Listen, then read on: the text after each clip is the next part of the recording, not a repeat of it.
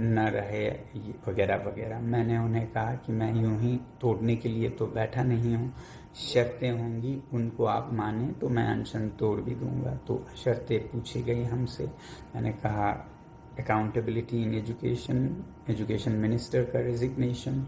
वैसे ही मैंने कहा जो छात्र हैं सुसाइड विक्टिम्स, उनको कॉम्पनसेशन दिया जाए। पार्लियामेंट में इस इशू पर और अकाउंटेबिलिटी पर पूरा बहस किया जाए।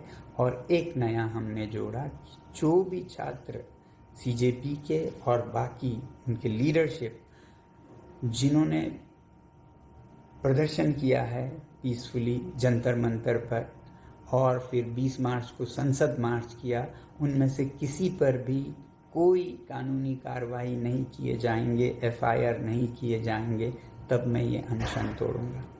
तो उन्होंने एक दो को तो मानने की रजामंदी जाहिर की, 2-3 पर वो पूछ के बताएंगे ऐसा कहा और फिर वो चले गए।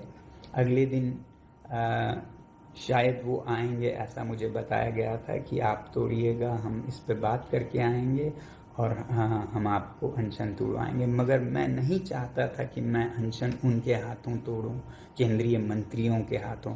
इसीलिए मैंने मांग की कि जो हमारे अलग अलग दलों के, राजनीतिक दलों के सांसद हैं वो सब जितने आ सकें आएं और फिर हमारे छात्र नेता सीजेपी के आएं और लद्दाख के जो नेता लद्दाख से यहाँ आए थे वो आएं और उन सब के उपस्थिति में मैं अनशन तोड़ूं। अगले दिन मैंने इसके लिए उम्मीद की और आए भी लोग यहाँ पर। मगर अगले दिन सांसद आए कोई 15 से 20, उन्हें किसी को अंदर नहीं आने दिया गया। बाहर गेट पर खड़ा कर 3-3, 4-4 घंटे इंतज़ार करवाया गया। सीजेपी के हमारे छात्राएं आई थी, उनको भी रोक कर रखा गया। लद्दाख के नेताओं को तो पूरा आधा दिन इंतज़ार करवा के शाम को खाली हाथ लौटा दिया गया। इस तरह से उन पर क्रूरता से व्यवहार किया गया। मुझसे, एक आज़ाद नागरिक से, जिसे दिल्ली हाई कोर्ट ने आज़ाद डिक्लेयर किया था, उससे मिलने तक नहीं दिया गया। अब हम इस पर कंटेम्प्ट ऑफ कोर्ट का कार्यवाही शुरू करने की सोच रहे हैं। अगर कोर्ट ने हमें कहा कि हम जहां चाहें जा सकते हैं, मिल सकते हैं, तो किसने और क्यों ऐसे लोगों को रोका है? तो पूरा दिन जो 22 तारीख का था वो इसी में चला गया।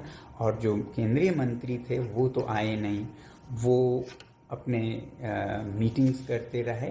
हाँ, उन्होंने एजेंसीज के ज़रिए मुझसे हम ये मानेंगे, ये नहीं मानेंगे, ये नेगोशिएशन पूरा दिन चलता रहा, अगले दिन तक भी, जिसमें वो इस्तीफ़ा, राज़ीनामा जो धर्मेंद्र प्रधान जी का है, उस पर तो वो टाइम लेना चाहते थे, अभी हम नहीं कह पाते हैं वगैरह वगैरह।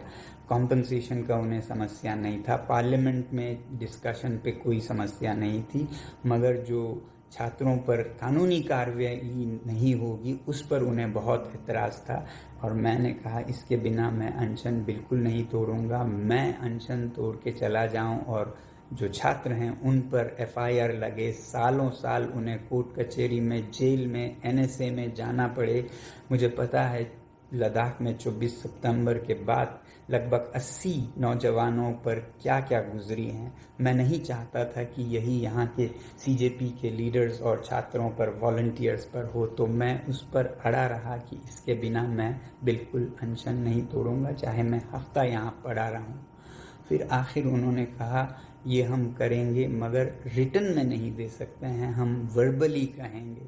मैंने लॉयर्स से कंसल्ट किया, दिल्ली के नामी लॉयर्स, वकीलों से। उन्होंने भी कहा कि ये लिखित में तो कभी नहीं देगी सरकार, मगर हाँ वर्बल हो सकता है। मैंने नहीं माना, मैंने कहा जब तक लिखित में नहीं होगा मुझे कोई जल्दी नहीं है, मैं पड़ा रहूँगा भूखा, आप जाइए। मगर देश में जिस तरह से बढ़ता जा रहा था छात्रों का आक्रोश, उसके चलते फिर 23 तारीख यानी कि कल रात को खबर लाई गई कि वो मान गए हैं लिखित में देने के लिए भी कोई छात्रों पर कार्यवाही नहीं होगी। साथियों, मेरा इस मुद्दे पर सबसे ज़्यादा ध्यान था कंडीशंस में से कि ये जो लीगल एक्शन है, ये FIRs हैं उस पर, ना कि इस्तीफ़ा पर।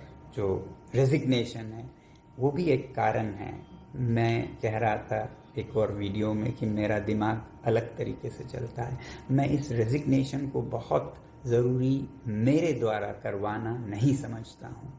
आपको पता है ये रेजिग्नेशन जो कि छोटी सी बात है इस सरकार के लिए, ये ऐसा न करने से उन्हें कितना नुकसान हो रहा है। पूरे देश में उनकी नाम बदनाम हो रही है, गुस्सा हो रहा है, नफ़रत कर रहे हैं लोग। मुझे ये पता था कि इस तरह से वो ज़्यादा टिक नहीं पाएंगे। वो रेजिग्नेशन वैसे ही आज या नहीं तो कल देंगे, और नहीं तो मेरे अनशन तोड़ने के साथ आंदोलन तो ख़त्म नहीं होगा, तो हमारे CJP के जो छात्र हैं वो करवाएंगे।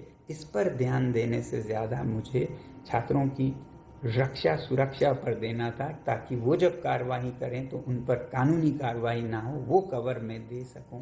बाकी वो कर सकते हैं, और क्योंकि उन्हें ही नुकसान हो रहा था तो मुझे पता था ये जल्द ही हो जाएगा रेजिग्नेशन का काम भी, इसलिए मैंने उस पर ज़्यादा जोर नहीं दिया।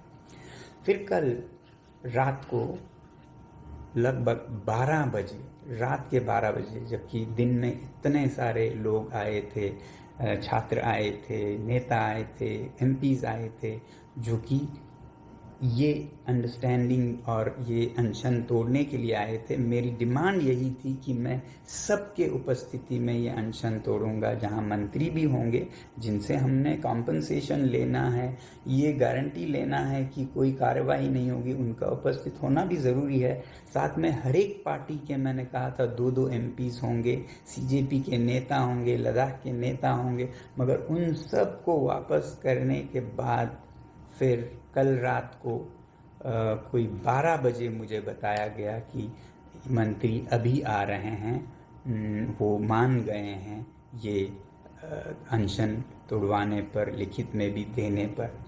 अब एक तरफ मेरा सबसे बड़ा डर और ये जल्दी करने का कारण ये था कि आपको याद होगा दिल्ली में हालात इस तरह बनते जा रहे थे कि कभी भी कोई बहुत बड़ा क्रैकडाउन हो सकता है। कल रात को जो मैं वीडियोस देख पा रहा था उससे लग रहा था कि कनॉट प्लेस एरिया में बहुत बड़ा कुछ होने वाला है। आप ही लोग रिपोर्ट दे रहे थे, और मुझे बार बार याद आ रहा था लद्दाख का 24 सितंबर, जिसमें बहुत बेरहमी से पुलिस और CRPF ने गोलियां सर में, सीने में मार के लद्दाख के युवाओं का कत्लेआम किया था,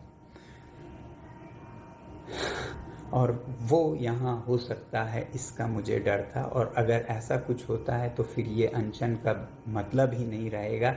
इसलिए अगर मैं अनशन तोड़ूं और ये डिफ्यूज़ कर सकूं तो शायद हिंसा रोक सकूं, ऐसा सोचकर मैं राज़ी हुआ अनशन तोड़ने को। मगर मैंने कहा मुझे इनके उपस्थिति में ही सिर्फ नहीं तोड़ना है, मुझे और लीडर्स को बुलाना है। मगर रात के 12 बजे मैं किसे बुलाता, और बुलाता भी तो घंटे लग जाते, और मिनिस्टर्स वहाँ से लगभग निकल पड़े थे।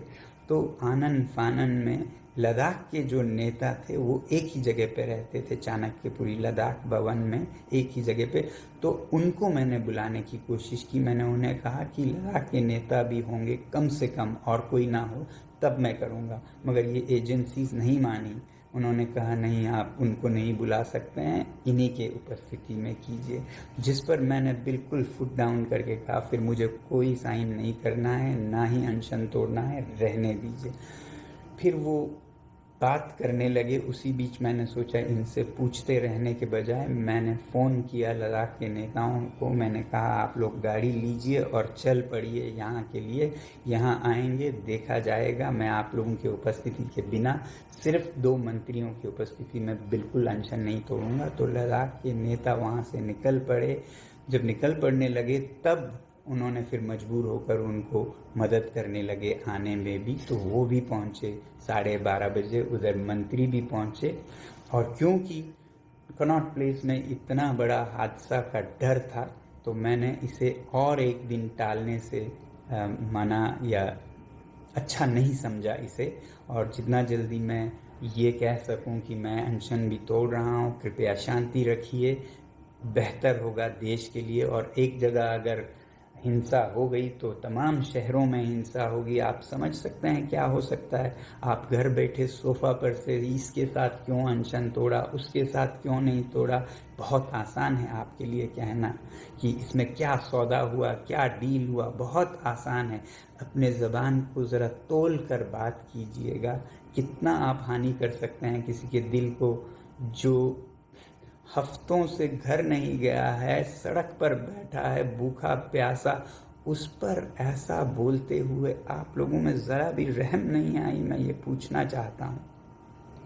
तो ऐसे हालात में जब खतरा था विस्फोटक स्थिति का, तो लद्दाख के नेताओं को लाकर उनके साथ मैंने बाज़ाब्ता बाकायदा लिखवा कर लिया कि कोई कार्रवाई नहीं होगी छात्र नेताओं पर, छात्रों पर, सीजेपी पर, और फिर लिखवाया कि कॉम्पनसेशन होगा, पार्लियामेंट में डिस्कशन होगा।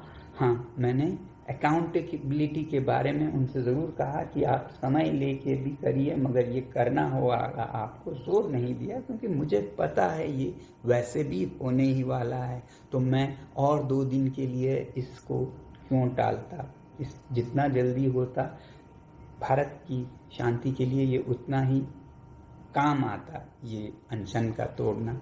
तो ऐसे हालत में कल मेरा अनशन तोड़ना हुआ। मेरे सबसे बड़ा दुख था कि मुझे उन हालात में तोड़ना पड़ा, रात के 12:30 बजे, जिसमें मेरे साथी जो छात्र हैं वो भी नहीं आ पाए। जो एमपीज़ यहाँ आए थे मिलने के लिए मुझसे, जिनको मैं बुलाना चाहता था दोबारा ताकि मैं उनके उपस्थिति में उनके हाथों से भी लेकर अनशन तोड़ूं, वो नहीं आ पाए। वो मेरे दिल का सबसे बड़ा दुख होगा। मगर फिर कहते हैं ना, कभी किसी को मुकम्मल जहां नहीं मिलता, कहीं ज़मीं तो कहीं आसमान नहीं मिलता। 100% आपको हर चीज़ नहीं मिलता है, आपको निभाना पड़ता है। वही मैं आपसे भी कहूँगा, आप किसी भी विचारधारा के होंगे, आपको बीजेपी से समस्या होगी, आपको कांग्रेस से समस्या, आपको सोनम वांगचुक से समस्या होगी, मगर हर चीज़ में आपकी तमन्नाएं पूरी नहीं होंगी। खुंदक जो आपका है वो शायद पूरा नहीं होगा। कहीं पर हमें बैलेंस देखना पड़ता है। कहते हैं ताश के खेल में जीतने वाला वो नहीं है वो जो ज़्यादा किस्मत जिसकी चलती है, बल्कि वो है जिसे कब